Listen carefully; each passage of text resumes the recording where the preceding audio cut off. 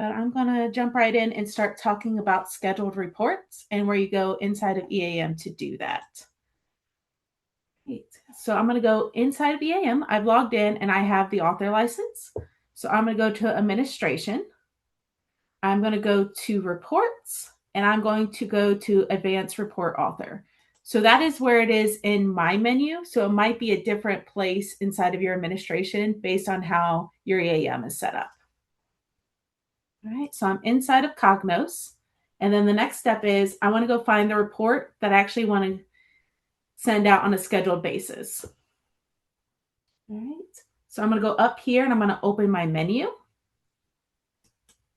And I'm going to go to content. All right, so I have mine right now into my content, but I'm going to move it over to the team content.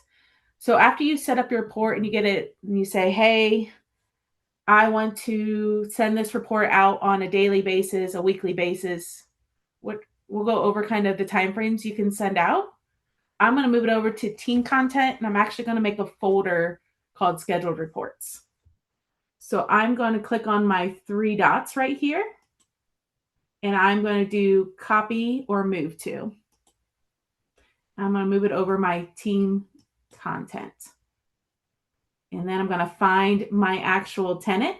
So this is our demo environment. So that's why it says dem instead of, yours would say production or PRD. So it would be your tenant name and then your actual, if you're in your production, your test training, that's where it would be. So you'd want to send your schedule reports only out through your production environment. You would hate for people to get reports from your test and training environment that is not, real live information. So I'm going to click on my demo and then I'm going to move it just out here. Okay. And then I'm going to click on my team content. And the reason is, or I'm also going to go into my actual, here's my tenant, here's that dem or our demo environment where I put that information. Doing a folder for schedule report is great because if you're sharing author license, there's a chance you might lose credentials on the reports. So it's good to know what reports are actually scheduled to go out and have it all in one place. I really like organization when I do my reports. It makes it a lot easier if someone, doesn't get a report. Hey, I got to go follow up. It's just a good way to keep everything organized. So I'm going to go over here on the right side and I'm going to click add folder. And I'm going to call this scheduled reports. Click add. And I'm going to take my report and I'm going to move it there. You don't have to do this step. You can just schedule a report to go out from anywhere. I just find it easier, especially if there's issues, just having it in one place makes it a lot easier. So I'm going to click my 3 dots and I'm going to move it one last time. And then I'll go over how to actually set up the schedule. So I'm going to copy or remove or move to, and I'm going to click into scheduled reports and move it in there. All right. So I'm going to click into that folder, and then this is the report that I'm going to send out. To do it, you want to click on the 3 dots, which is the action menu, and I want to go down to properties. All right. And then I'm going to click on schedule. And you can see I have no scheduled reports today, or no schedule for this report today. So I'm going to click create schedule. All right. The frequency. How often do you want this report to come out? Do you want it weekly? Do you want it monthly, daily? Depending on the report, you might send it out different times. So this one I'm going to make daily. That way I can show it coming across. And I'm going to repeat every day for right now. But you have the option to change this, even hours, minutes. You can, again, depending on what port you're sending out and who you're sending it to, that time frame matters. All right. You also have the ability, maybe it's a report that you only want to send out a certain time frame. So you can also add an end date. If you're like, hey, I want this to end tomorrow because I don't need this report every day. I just want to send it out once to this group of people, be done. Or every or hey, this report I want to send out for the next 6 months, and then after that, we'll move over to something different. So I'm just going to make it stop by tomorrow, and then I'm going to come back to this time after we get done adding the people and who I want the actual report to go to, so that way I can send it out. It's important to know that this is based on your server time. So this, if you're up in the cloud, it's Eastern time. So if you have somebody out in the Pacific time, you want to kind of match your time period, or like when you actually send the report, to say, hey, I want this to go out, but I want to, it's only 8:06 now. I want to look down over in California. So I would adjust this time to be, 3 hours less, depending on what it wants to be. Or, sorry, that was a bad example. I wanted 11 o'clock this time. I would move it 3 hours ahead. Did bad math because it's 8 o'clock there. So yeah, you want to make sure this is based on, it's going to be based on Eastern time, and then just kind of do the math of where the people are that you're sending this report. When do you actually want it to show up? All right. Advanced is important. You want to make sure you have credentials here. So it's just something to be cautious of if you're sharing author license. So if there's 3 or 4 of you, if there's ever a time where the report does not go out and you're like, hey, someone didn't get the report, come in here and look at this advance and see if the credentials are there. If there's nothing out here, it'll say unavailable, and then you want to renew the credentials. So that's just something to keep in mind. If, hey, I set up the report, it was working fine, it was sending out like I expected it to, and then come to find out somebody wasn't getting a report or the report stopped coming in, it could be that the credentials are no longer there. So that's an important, something important to come back and check on if your report is not going out like you expect it to. Right? The next thing I want to click on is options. So how do I actually want the report to come over? I feel like most people, well, depending on the report, but I feel like most people push everything out to Excel. So I'm going to automatically send mine as Excel. And you can, maybe you want it as a PDF. Maybe you want it as CSV file. You can attach as many as you want, honestly. But I feel like most people push it out to Excel, depending on their report, excuse me. So that is what I'm going to do. Delivery, do you want to save the report or save as report view? You can change that if you would like. I like to send my report by email.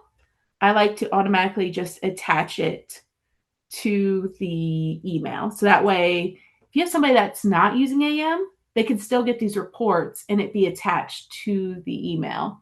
And you don't have to worry about, them having to log into AM to go find something. So I like sending the report by email, and I'm going to hit edit, and I'm going to put in, this is where you'd actually put in who's the report going to. So I'm going to put in my email. Okay.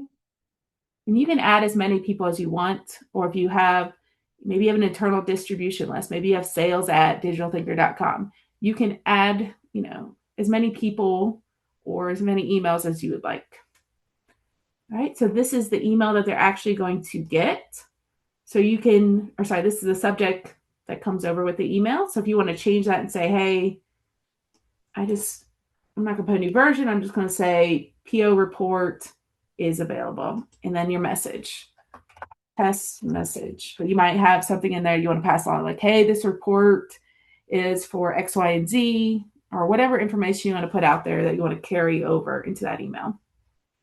And then this is where I don't really like, or again, if they don't have EAM, including a link is not going to help them, but you can attach the actual report. I mean, you can do both if you like. I just like attaching the, the Excel file is my preference, but depending on the people that you send it to and their requests, you might end up doing both or one or the other. All right. Now that I've decided, hey, I'm going to send it to this, who it's going out to, I've done my email setup. I'm going to hit save. All right. And now I'm going to come back and I'm going to edit my time because I want it to send at 10:11. So that way it comes across.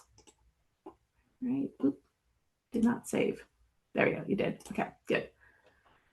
All right. I'm going to give it a minute or two because it should come right at 11, in between 11. So this, it runs with, I don't know if you guys are familiar with you want to go to administration, data collection, job setup.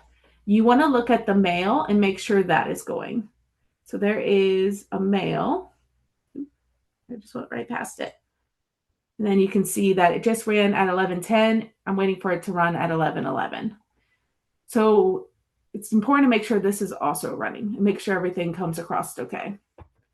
So we'll give it a minute to run, and that should bring us right back over. I don't think make sure nobody has any questions. Oh, you guys do have some stuff out there. If you update your password, you need to refresh your connect. Oh, thank you, Terry. That's a good thing to pass along.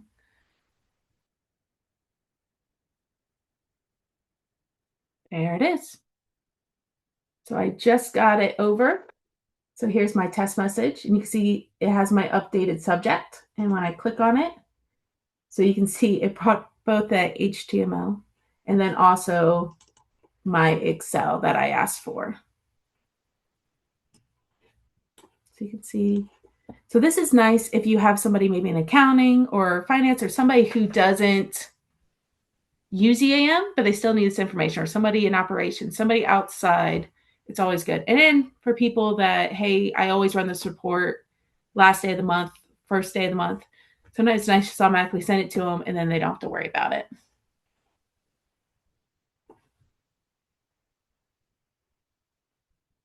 Okay.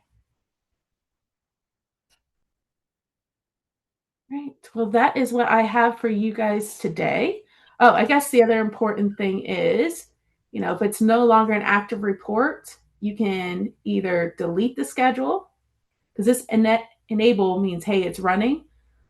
So if I just wanted to disable, it's not going to run anymore. But otherwise, you can just delete the schedule. Okay, so I'm going to delete the schedule, and then that stops it from running. Well, thank you Stephanie, for I do have one quick question, if you don't mind. Oh, sure. Of course. Is there a way to see if the report ran? So if, you don't include yourself, let's say on the email, but you want to make sure it's sent, is there anywhere to see if it's sent? That's a great question. I'm going to make a note of that. I'm not 100% sure, but I will look into it because I don't know if there's any logs I believe anywhere that there's a run actually said. history. Oh, you use a run history, Terry? I think there's a run history on the report page. Let's see. You go back to the list where the reports are. Go back where the reports are. Okay. There's a run history. I think it's in the 3 dots, I think. Okay. Edit report, create report. View versions, I believe it is. Oh. Show all history. Oh, you can see the runtime report. View run history details. Was sent to 1 recipients. Okay. Thank Is you. that what you're talking about, Terry? Yep, that's exactly what I was looking for. Thank you, Terry and Stephanie. That'll show That's you. all. If it errors, it'll show you an error there as well, because I've had to use that in the past, submitting tickets to HxGN. Love that. Thank you, Terry. I did not know about that, so that's something new for me. I love it. Well, thank you all so much for joining today, and I hope you all have a great rest of your week.